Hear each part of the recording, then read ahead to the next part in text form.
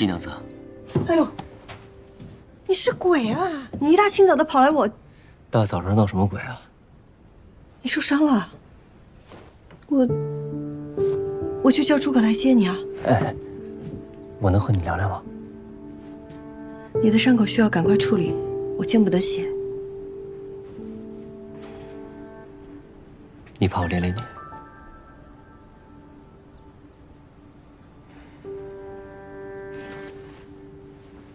叨扰了。等一下，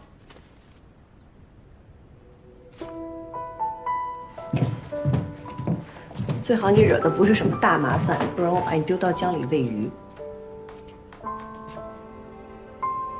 等着。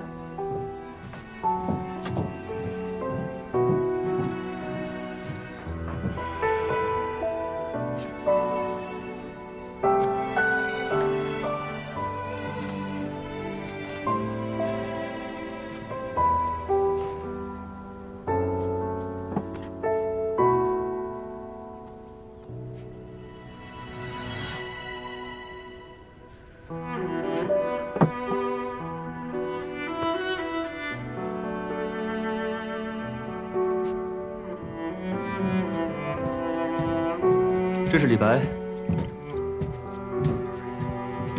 你让我说那些蜀地人名时，便想到用来做这个了。多谢杨警官赐教，我准备联合警户做一场锦衣售卖。你要入锦业了？季娘子果然志存高远啊！我们家以前本来就是织锦的。你来这边坐。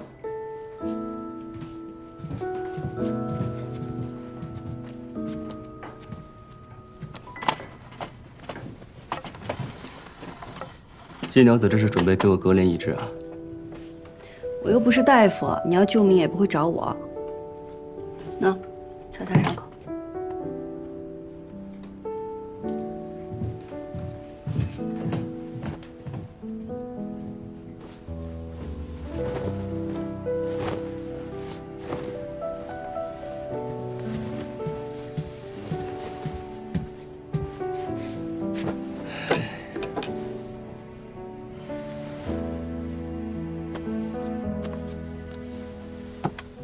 你看起来心情很不好，可是因为打输了。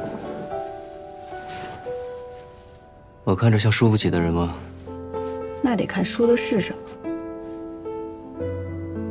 季娘子认为什么不能输？对我来说，是家人和信念。还记得初入江湖的时候，爱就是爱，恨就是恨。谁若敢在我面前伤天害理，便要先问过我的剑。可如今做了官，却都不一样了，似乎没有了黑白，也没有了善恶。你若想把恶鬼从地狱里面揪出来，就得自己先到地狱里去滚一遭。我都这样厌恶了，我师父那么爱干净的一个老头，又是怎么忍下来的？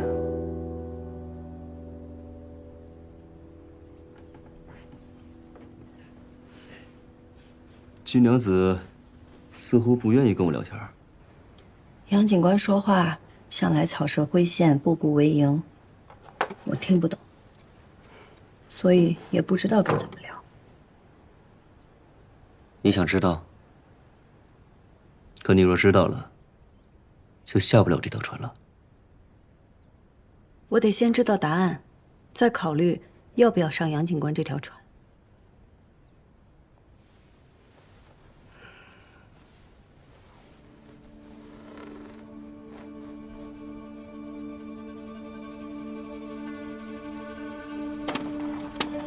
那你看看这个。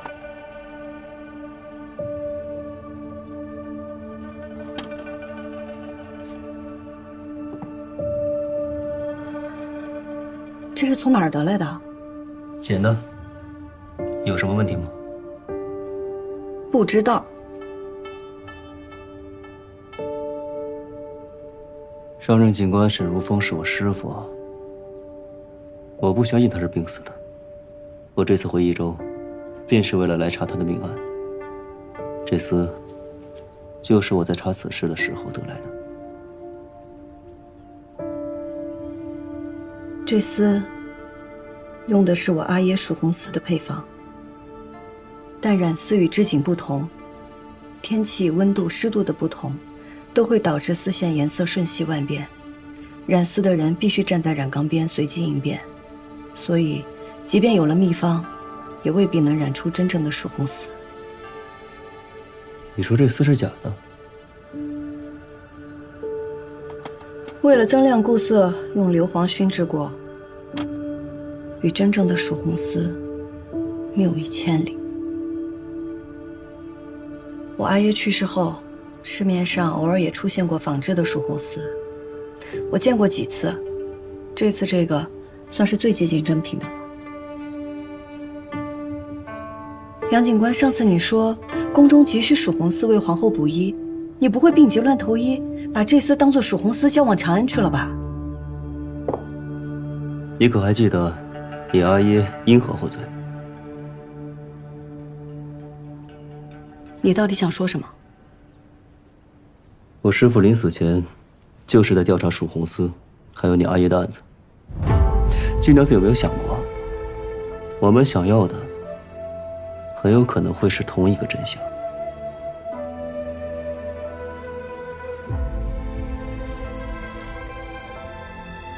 原来这才是杨警官今日来找我的目的。来之前没想说的，可不知道怎么了，聊着聊着，就都告诉你了。你不相信我？来日方长，我会让你相信我的。不过现下，还劳烦季娘子伸出援手，帮我记一下这个布条。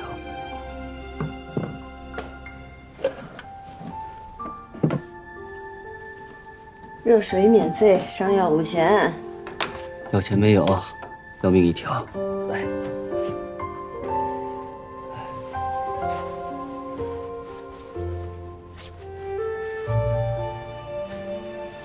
哎，你记得轻一点啊。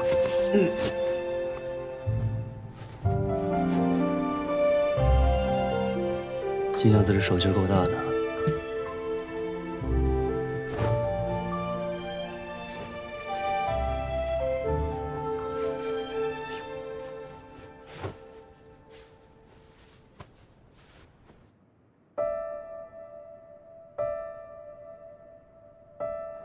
郎君，这定是有奸人，见您缔结良缘，心生妒忌，您不必在意，小人这就拿去扔了。不必了。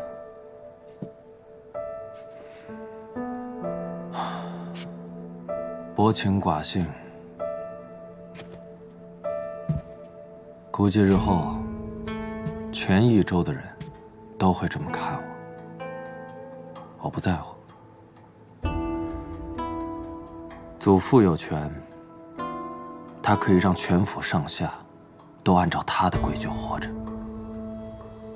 牛五娘有权，她可以随意决定一个人的生死。杨三郎也有权，他可以肆意的按照自己喜欢的方式活着。但我有了权，我定会全力守护好我想要守护的人。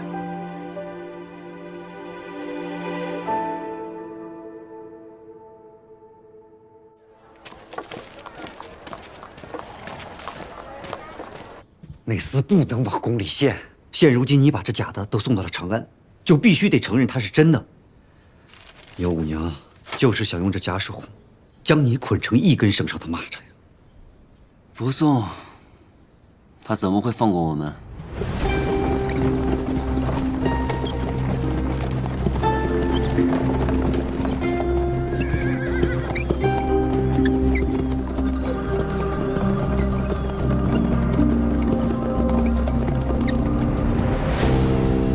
青城山腹地有一处名叫三潭的地方，你可听过？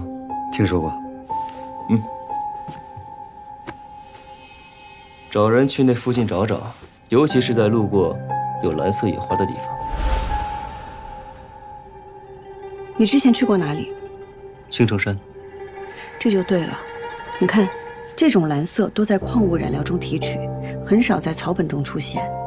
我所见过的只有一种野花有这种颜色，它长在三潭边。好，去吧。长安那边，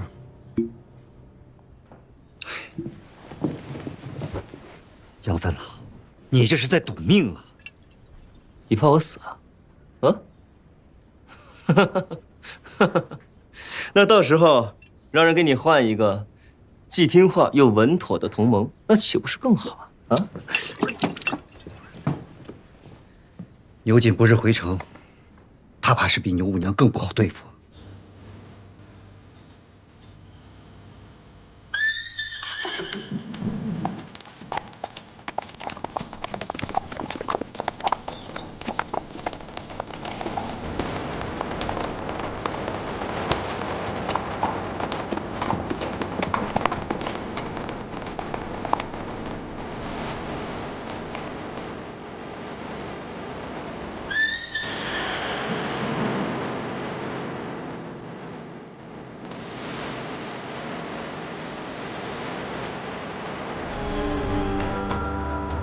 欢迎牛将军回场。张刺史客气了。牛将军护佑剑南道百姓，劳苦功高，辛苦辛苦。1年不见，牛将军还是威风依旧啊！牛将军，一路舟车劳顿，下官为您备了接风宴，不知可否赏光啊？你是新任警官？下官杨静兰，见过牛将军。杨家大郎几届锦王盛名在外，不成想三郎也这样一鸣惊人啊！竟然做了益州城的警官。牛将军妙赞了，我呢也是第1次为官，还请将军多多提点。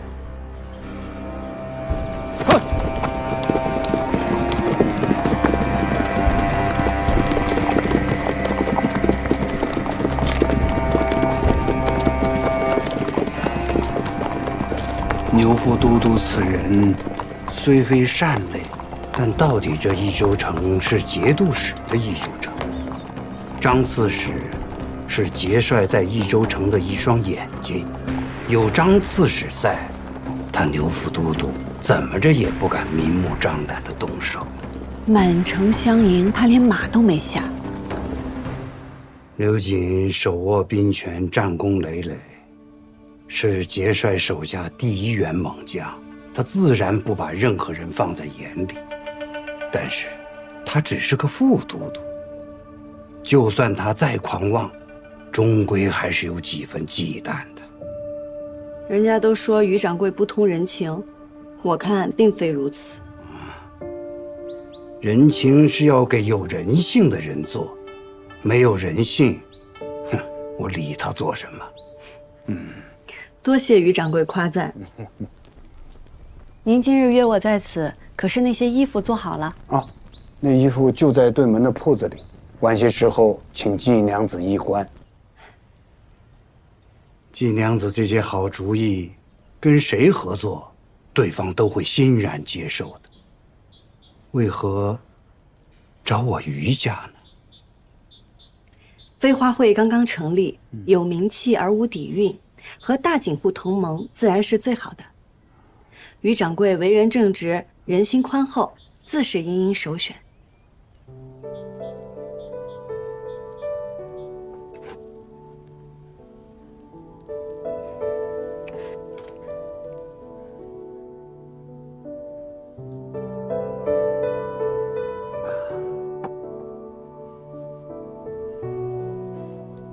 季娘子若是一位男子，必定能成就一番大事业。千秋万载，成事的女子亦不少。有八卿，有卓文君，还有武皇，哦，还有女娲。人是女娲造的，说明本就是女子造了这世间。阿翁眼浅了。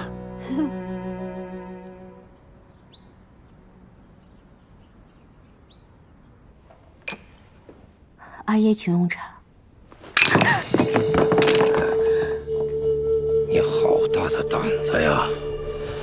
竟敢擅自决定自己的婚事！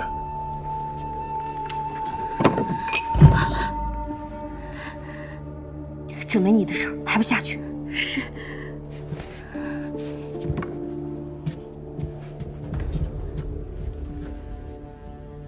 阿爷，女儿并非钟情于赵秀远，而是为了您考虑。您志在锦业，与其让我嫁给一个远妻，不如将我许配给一个未来的锦王。未来的锦王，他赵家不过是个商户，怎么跟节度使的远亲相比？阿爷是节度使的亲信，受命驻军在益州城外，再攀远戚，与我们并无异。益州籍，这5年都是杨家夺的锦王，我们只能在山中造节。若女儿嫁给赵家，让赵家代替杨家，成为新的锦王，接手宫中订单，岂不是可以光明正大的偷天换日？这话你同赵家讲了？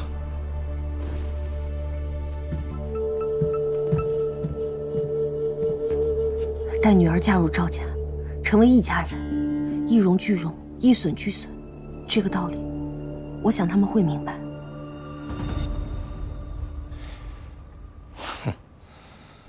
这个道理，恐怕连你自己也没想明白吧？女儿并非只顾念自己的亲事，我已握住杨金兰的把柄，要杀要查要留，皆由阿爷做主。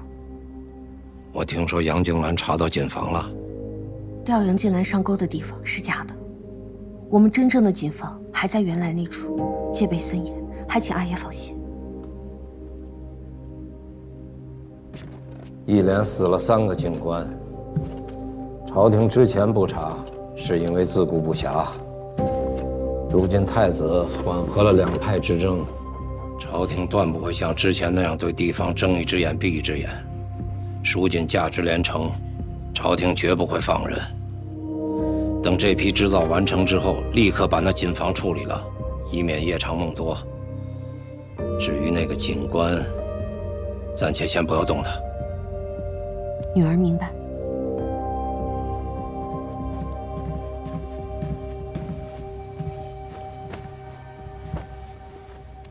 小婿，拜见丈人。你怎么来了？五娘遣人告知将军回来了，让我前来拜见。他要不说，你就不来了是吗？小婿身份低微，怕独自前来会冒犯了丈人。你叫他来做什么？有一重务，我想请您一官。再召2郎君来，也是让他看看我的嫁妆。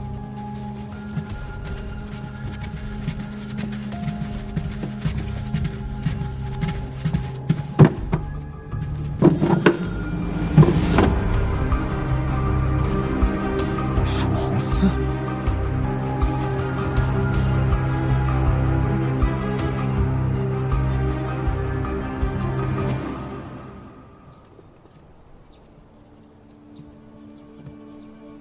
方才郎君在我阿耶面前不卑不亢，进退得宜，看来郎君是想通了。我只是尽一个丈夫和女婿应有的礼数罢了。郎君适应得这样快，倒是令我有一丝后怕。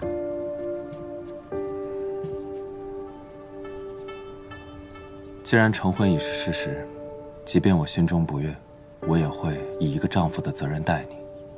至于你，我不奢望你能孝敬公婆、和睦妯娌，但希望你能略懂一个儿媳起码的礼节。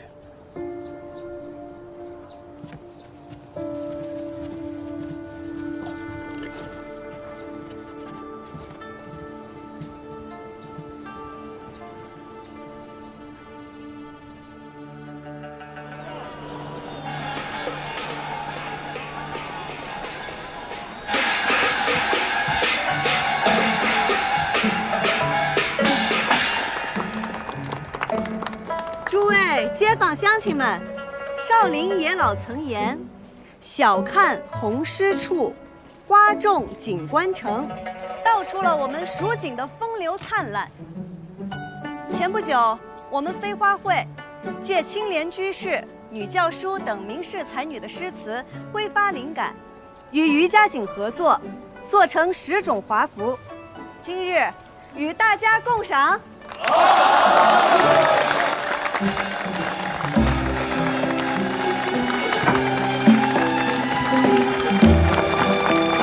哎，蜀红，蜀红不是早就没了吗？没有了，怎么回事？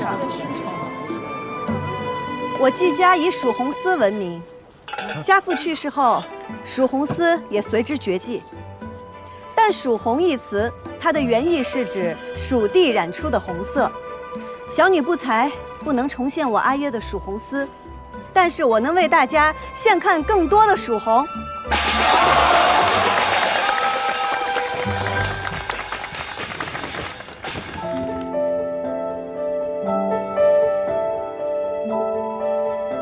此衣名唤山花蔓，是用朱颜驼、绯色、水红3色混合而织就。这以青莲居士诗歌自成一段风流。两人对酌山花开，一杯一杯复一杯。我自玉眠卿且去，明朝有意抱琴来。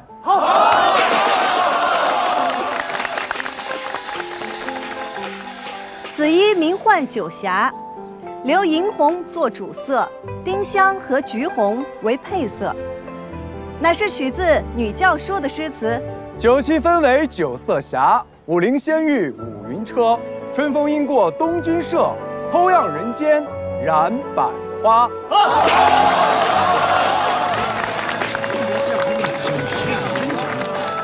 诸位，接下来为大家奉上《虞美人》。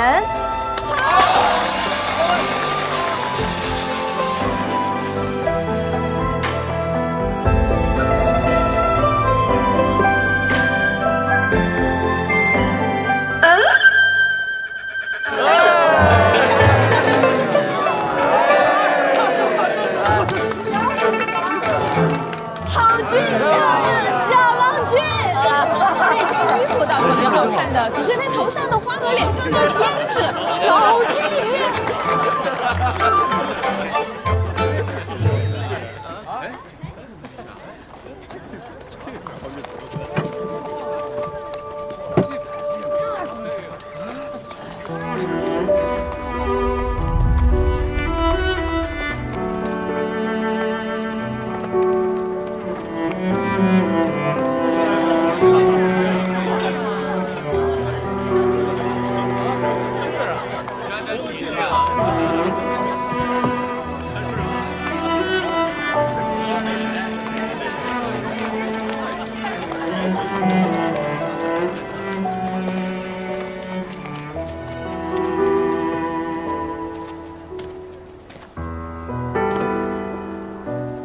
这是赵家的迎亲队，莫要挡道，速速让开。哎呦，你们赵家真了不起！这么说，整条街道都是你们家开的喽？就是，先来后到这个道理懂不懂啊？你们不懂，3岁的小孩都懂。就是，你们要是再不让开，就别怪我不客气。哟，千万别客气！来，怎么不客气啊？你想怎么不客气啊？不客气，来呀，来呀，怎么样？怎么样？怎么样？你想怎么样？你说怎么样？你想怎么样？你告诉我怎么样？怎么样？怎么样？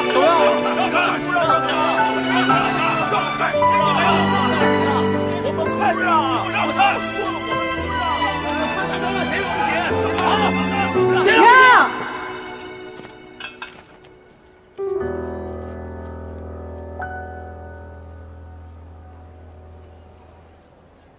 今日是赵二郎君的大婚之日，我们让一让，又有何妨？海澎湃着沉默，浪随你颠簸。让路可以，但是这份热闹不能让。我给你们舞一段。在人生牵绊有太多，并肩起落，万千烟波，又何惧最后萧索？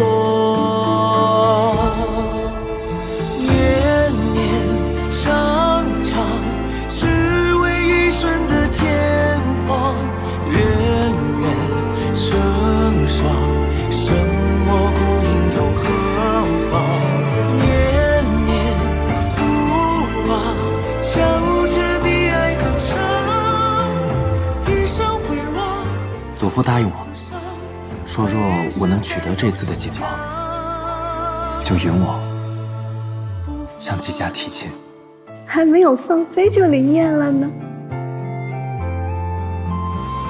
你专为我而来，就是不一样。扶摇直上9万，这不正是我心中的你吗？知我者，赵二郎君是也。我们努力了这么久，好不容易可以在一起了，不要吧！你是我下落，情早无力争。也许我们的情感并没有你想的那么重，但是我放弃你，是我自己的选择。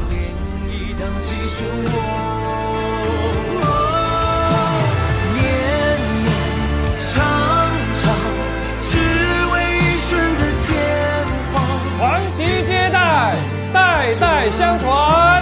撒古豆第3上，一打龙华富贵，一去满堂，三打3元4打龙凤呈祥，5撒五子拜相。张四师6撒六合同春，7撒您怎么也来了？夫妻偕老。牛将军在此，谁敢不来呀？八马回家。你看看，这半个益州城的权贵不都到了？ 10撒十全大吉。心腹马鞍平秤过，称心如意，世代平安。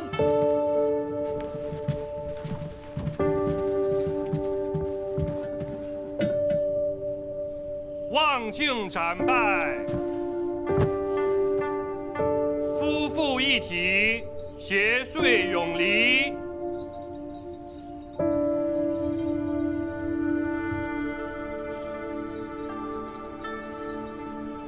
束带结凝妆，牵绳入洞房。好了，这里不用你了，下去吧。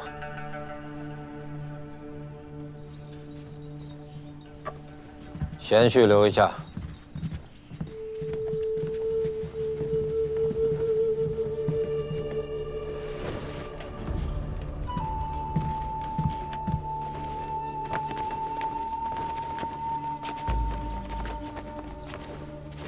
给刘将军报喜。诸位，今日除了小女大婚之喜外，还有一桩喜事要与诸位分享。哎，诸位坐吧。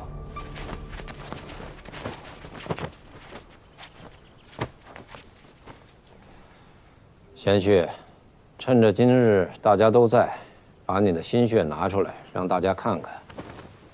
是。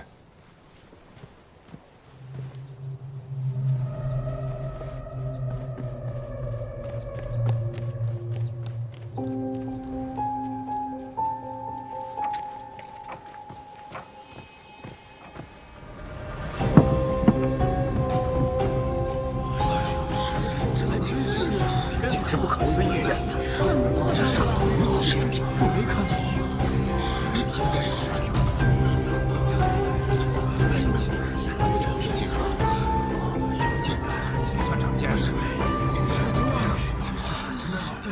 蜀红一出，千红枯，6宫粉黛无颜色。可惜，自季归南获罪身死，蜀红也自此绝迹。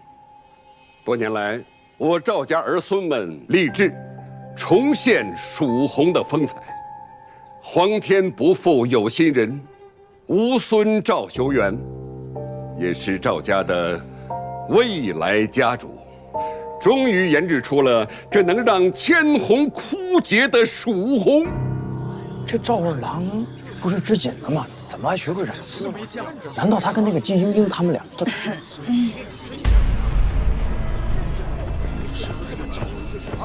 各位也都是锦业的老人了，也都见识过当年蜀红之绝伦。今日就请大家瞧瞧，晚辈所染的是不是真正的蜀红？不是早就失传了吗？哪像？这些年，人人都说染出来了，可结果呀，都不是。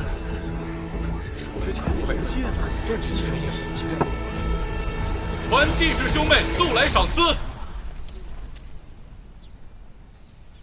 哎，赶紧，把今天赚的钱数数，我们跟于家46分成。行，46分成。哎呦，今天可真没少赚。不好了，赵修元染出了蜀红丝。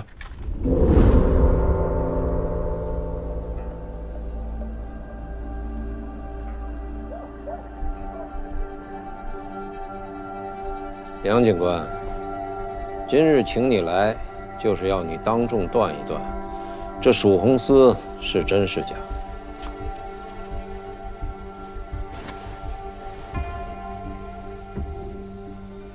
牛将军，这蜀红丝真假肉眼难断，但下官记得，当年蜀红丝过碱水而不褪色，是真是假，一验便知。上碱水。请各位勘察。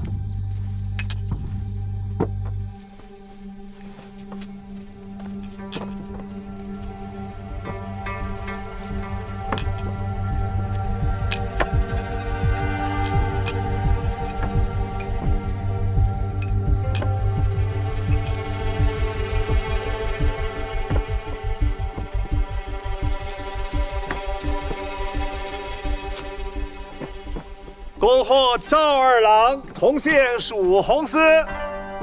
牛将军，赵二郎君既染出了蜀红丝，又是未来家主，可喜可贺，前途无量啊！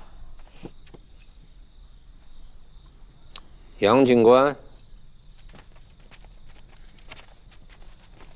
这蜀红丝，诸位，可还有人有异议啊？我有异议。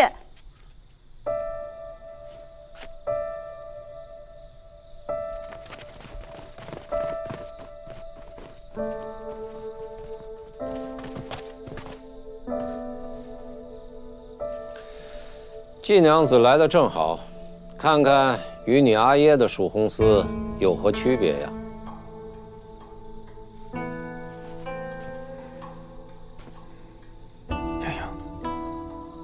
牛锦是的，即便你再机密，也无疑是匹夫寒暑。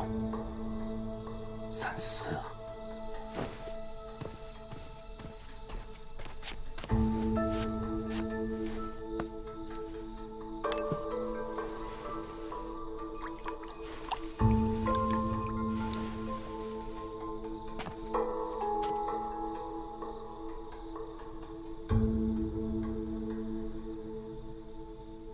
这丝颜色不对，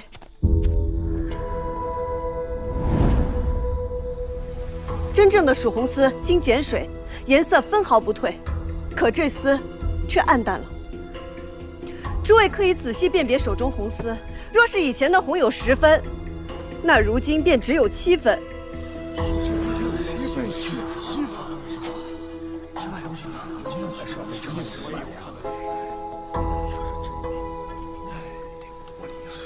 大家可都看出区别来了吧？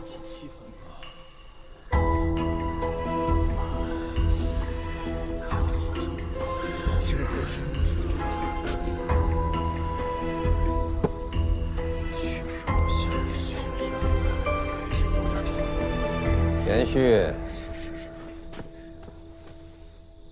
你辛苦染出的蜀红丝，现在季娘子在当众质疑你，你不说句话，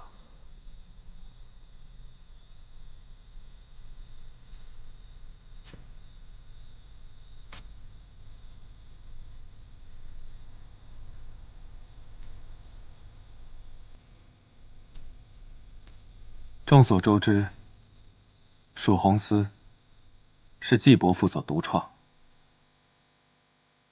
自家阿爷所创的丝，失传多年，却被他人所染。他一时间难以接受，可以理解。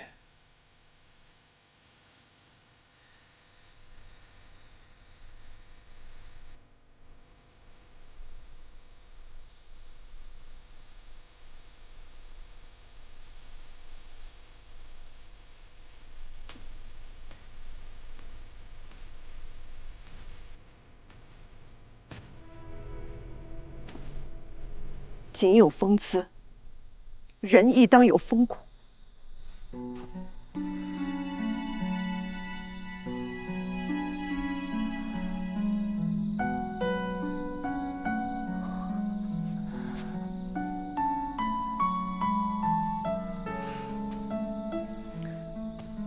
今日我便不信，在场只有我季莺莺一人能看出这丝褪色，在座的诸位都是以锦为生之人，辨色能力远超常人。今日是非黑白均在诸位一身，我恳求诸位仔细辨别手中红丝，看看是否真的丝毫不差。诸位，此事关乎蜀锦技艺，倘若这千秋蜀锦仅凭一家之言，怕是也走不到今天。还请诸位三思，恳请诸位直言呐！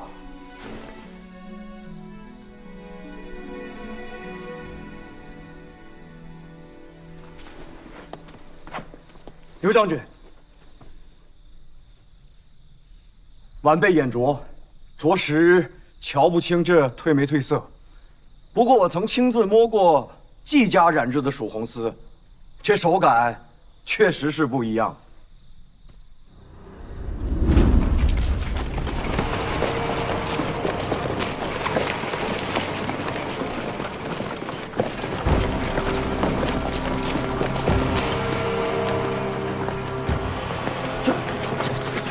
师傅，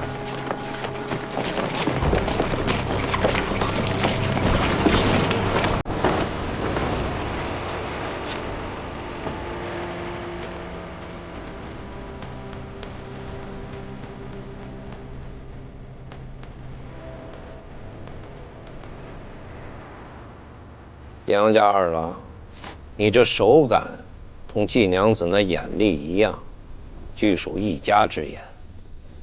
想清楚再回答。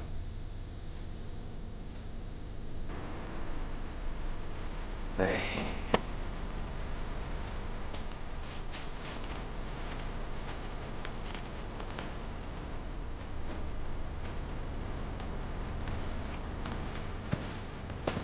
季娘子，嘿，你就是想当众问个明白是吧？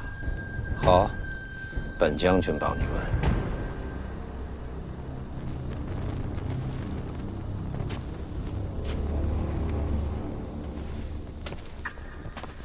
杨夫人，这可是蜀红丝啊！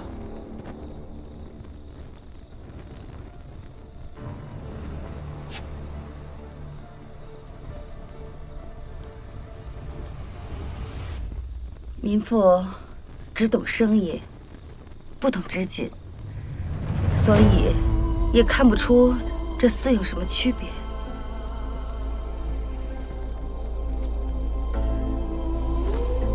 孙掌柜，你说是蜀红丝吗？自然，自然。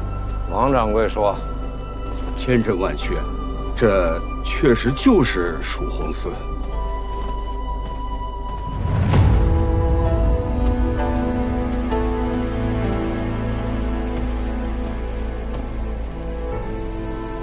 大家觉得呢？确是属红丝。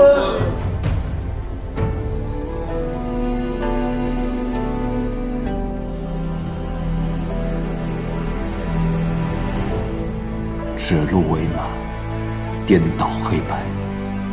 应云，你看清楚了，这就是权势。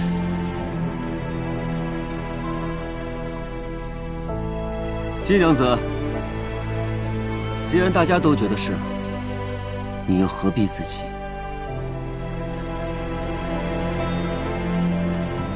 兔子是不可能一口咬死老虎的。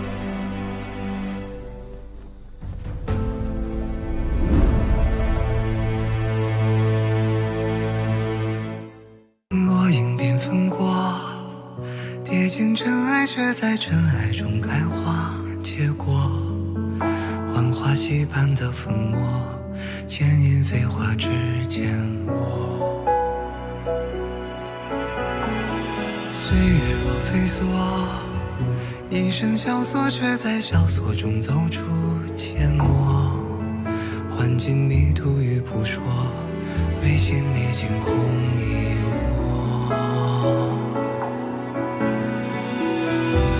如何用最渺小的你我，支撑最人生锁，去证明那翱翔绯色是我。红色如诗月，红丝无言，深埋岁月的思念，将爱恨投作万千年，呈现曾经落位的执念。红色如火焰，红丝如烟，踏过千山也未眠。爱在风中破了茧，于人世间绽放最红的颜。